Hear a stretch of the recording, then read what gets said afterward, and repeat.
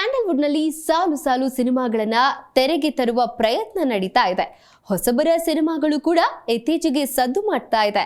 ಇದೀಗ ಇಂತಹದ್ದೇ ಒಂದು ಹೊಸಬರ ತಂಡ ವಿಭಿನ್ನ ಪ್ರಯತ್ನಕ್ಕೆ ಕೈ ಹಾಕಿದೆ.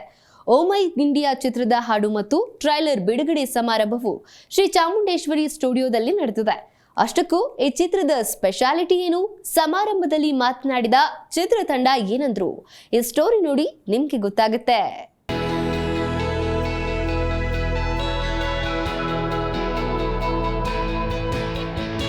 ಹೊಸಬರೇ ಸೇರಿಕೊಂಡು ಸಿದ್ಧಪಡಿಸಿರುವ ಓ ಮೈ ಇಂಡಿಯಾ ಚಿತ್ರದ ಹಾಡು ಮತ್ತು ಟ್ರೇಲರ್ ಬಿಡುಗಡೆ ಸಮಾರಂಭವು ಶ್ರೀ ಚಾಮುಂಡೇಶ್ವರಿ ಸ್ಟುಡಿಯೋದಲ್ಲಿ ಅದ್ಧೂರಿಯಾಗಿ ನಡೆಯಿತು.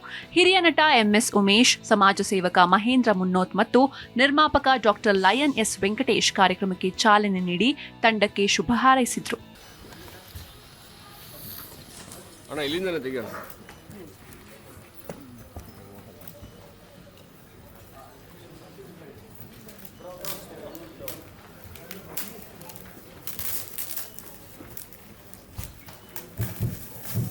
ಹಾಗೆ ಎಲ್ಲರೂ ಚಪ್ಪಾಳೆಯ ಮೂಲಕ ಸಿನಿಮಾಗೆ ತಮ್ಮ ವಿಶ್ವಾಸನ ತಿಳಿಸ್ಬೇಕು ಅಂತ ಕೇಳ್ಕೊತಾ ಇದ್ದೀನಿ. ಇನ್ನೇನು ಕಾರ್ಯಕ್ರಮ ಮುಗ್ದೆ ಹೋಯ್ತು, ಈಗಲೂ ಆ ಜೋಶ್ ಇಲ್ಲ ಅಂದ್ರೆ ಹೇಗೆ? ಬರ್ಲಿ ಜೋರಾದ ಚಪ್ಪಾಳೆ. ಸಾನ್ವಿ ಶ್ರೀಯಾ ಪ್ರೊಡಕ್ಷನ್ಸ್ ಅಡಿಯಲ್ಲಿ ಹಾಸನದ ರಮ್ಯಾ ಲೋಕೇಶ್ ನಿರ್ಮಾಣ ಮಾಡಿದ್ದಾರೆ. ಹಿರಿಯ ಪತ್ರಕರ್ತ ಜಿಎನ್ ಕೃಷ್ಣಮೂರ್ತಿ ಸಿನಿಮಾಕ್ಕೆ ಕಥೆ, ಚಿತ್ರಕಥೆ, ಸಂಭಾಷಣೆ, ಸಾಹಿತ್ಯ ಬರೆದು ಆಕ್ಷನ್ ಕಟ್ ಹೇಳಿದ್ದಾರೆ. ರತನ್ ದೇವ್ ನಾಯಕ, ಶಿಕ್ಷಕಿಯಾಗಿ ಧರಣಿಶ್ರೀ ನಾಯಕಿ, ವಿಶೇಷ ಪಾತ್ರದಲ್ಲಿ ಸಾಯಿ ಕುಮಾರ್. ಉಳಿದಂತೆ ಅವಿನಾಶ್, ಸುಚೇಂದ್ರ ಪ್ರಸಾದ್, ಚಿತ್ರಾ ಶಣೈ, ಇರ್ಷಾದ್ ಅಹಮದ್ ಮುಂತಾದವರು ನಟಿಸಿದ್ದಾರೆ. 3 ಹಾಡುಗಳಿಗೆ ಜಿ ಭಟ್ ಸಂಗೀತ, ಛಾಯಾಗ್ರಹಣ ಅಭಿನಂದನ್, ಸಾಹಸ ಕೌರವ ವೆಂಕಟೇಶ್, ಸಂಕಲನ ವಿನಯ್ ಜಿ ಆಲೂರು, ನೃತ್ಯ ಎಂಆರ್ ಕಪಿಲ್ ಅವರದಾಗಿದೆ. ಎಷ್ಟು ಚೆನ್ನಾಗಿದೆ ಅಂದ್ರೆ ಎಲ್ರಿಗೂ ಒಂದು ಆಸೆ ಇರುತ್ತೆ, ಓ ಮೈ ಇಂಡಿಯಾ ಬಗ್ಗೆ ಸಬ್ಜೆಕ್ಟ್ ಸಿಗ್ಬೇಕು ಅನ್ನೋದು ಪ್ರತಿಯೊಬ್ಬರಿಗೂ ದೇಶದ ಹೃದಯದವರಿಗೆ. ನನ್ಗೆ ಈ ಅವಕಾಶ ಸಿಕ್ಕಿದೆ. ನಿಮ್ಮೆಲ್ಲರ ಪ್ರೀತಿ, ವಿಶ್ವಾಸ, ಹಾರೈಕೆ, ಪ್ರೋತ್ಸಾಹ ಸದಾ ನನ್ನ ಮೇಲಿರಲಿ ಹಾಗೂ ನಮ್ಮ ಚಿತ್ರ ತಂಡದ ಮೇಲಿರಲಿ ಅಂತ ಕೇಳ್ಕೊಂತೀನಿ. ಈ ಸಂದರ್ಭದಲ್ಲಿ ಮಾತನಾಡಿದ ರತನ್ ದೇವ್, ಚಿತ್ರದಲ್ಲಿ ಜಿಲ್ಲಾಧಿಕಾರಿಯಾಗಿ ಕಾಣಿಸಿಕೊಂಡಿದ್ದೇನೆ. ಭಾರತದ ಪ್ರಸ್ತುತ ಪರಿಸ್ಥಿತಿಯನ್ನ ಮನಗಂಡು ಸುಧಾರಣೆ ಮಾಡಲು ಚಿಂತನೆ ನಡೆಸ್ತೇನೆ. ಸರ್ಕಾರಿ ಅಧಿಕಾರಿ ಮನಸ್ಸು ಮಾಡಿದ್ರೆ ಸಮಾಜವನ್ನ ಹೇಗೆ ಸರಿಪಡಿಸಬಹುದು ಎಂಬುದನ್ನ ಪಾತ್ರದ ಮೂಲಕ ಹೇಳುವ ಪ್ರಯತ್ನ ಮಾಡಿದ್ದೇನೆ ಎಂದರು. ಈ ಸಿನಿಮಾದಲ್ಲಿ ನಾಯಕ ನಟನಾಗಿ ಅಭಿನಯ ಮಾಡ್ತಾ ಇದ್ದೀನಿ. ಸೊ ನನ್ನ ಕ್ಯಾರೆಕ್ಟರ್ ಏನಪ್ಪಾ ಅಂತ ಅಂದ್ರೆ ಜಿಲ್ಲಾಧಿಕಾರಿ ಒಂದು ಕ್ಯಾರೆಕ್ಟರ್. ಆ ಜಿಲ್ಲಾಧಿಕಾರಿಯಾಗಿ ಈ ಚಿತ್ರದಲ್ಲಿ ಅಭಿನಯ ಮಾಡ್ತಾ ಇದ್ದೀನಿ. ಸಮಾಜವನ್ನ ಅಂದ್ರೆ ನಮ್ಮ ಭಾರತದ ಈಗಿನ ಪರಿಸ್ಥಿತಿ ಹೇಗಿದೆ ಅದನ್ನ ಹೇಗಾದ್ರೂ ಸ್ವಲ್ಪ ಮಟ್ಟಿಗೆ ಒಬ್ಬ ಜಿಲ್ಲಾಧಿಕಾರಿ ಮನಸ್ಸು ಮಾಡಿದ್ರೆ ಹೇಗೆ ಸರಿಪಡಿಸಬಹುದು ಅನ್ನೋದೇ ನಮ್ಮ ಚಿತ್ರದ ಒಂದು ಉದ್ದೇಶ ಆಗಿದೆ. ಸೊ ಆ ಪ್ರಯತ್ನವನ್ನ ನಾವು ಮಾಡ್ತಾ ಇದ್ದೀವಿ. ನಿರ್ದೇಶಕರು ಹೇಳುವಂತೆ ನಮ್ಮ ಹೆಮ್ಮೆಯ ಭಾರತವನ್ನ ಬೇರೆ ದೇಶದವರು ಹೊಗಳ್ತಿದ್ದಾರೆ.